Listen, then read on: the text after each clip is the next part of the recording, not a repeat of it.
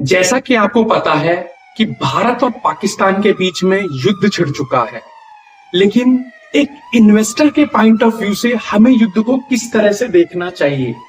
देखो, इस युद्ध में तीन चार चीजें ऐसी हैं जो बहुत ज्यादा इस समय मतलब पॉपुलर हैं, जो लोगों की जुबान पर है। नंबर एक चीज कि जो कंपनी ड्रोन बना रही है और एंटी ड्रोन सिस्टम बना रही है और जो डिफेंस कम्युनिकेशन का काम कर रही है, उसकी डिमांड बहुत है। दूसरी कंपनी वो कंपनियां जो कि S400 जैसे S400 क्या है, नेटवर्किंग सिस्टम है, इस तरह के नेटवर्किंग सिस्टम बिल्ड करके दे रही है, उनकी डिमांड बहुत है। तीसरी वो कंपनियां हैं जो INS विक्रांत की बहुत चर्चाएं हैं, जो कि मतलब उसके थ्रू पाकिस्तान के ऊपर भी अटैक कर दिया है। तो जो लॉन्ग वेसल्स बनाती है, लंबे जहाज बनाती है, पेट्रोलिंग वाले जहाज बनाती है, निगरानी रखने वाले जहाज बनाती है, उसकी भी डिमांड कंपनियों की बहुत ज्यादा बढ़ चुकी है।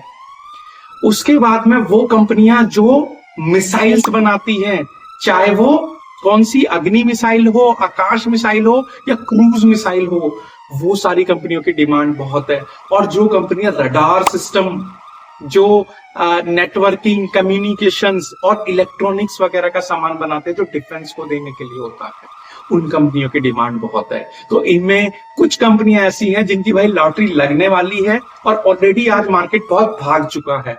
तो वो क्यों भाग रहा है, उसका रीजन मैंने आपको बता दिया है। वो कंपनियां हैं, नंबर एक कंपनी जिसका नाम है गार्डन रीच शिप बिल्डर्स और जो मैशडॉक शिप बिल्डर्स है। इन दोनों कंपनियों का काम क्या है कि जो पेट्रोलिंग वेसल्स होते हैं, जो पानी वाले जहाज होते हैं, निगरानी वाले, उनको ये बनाती है।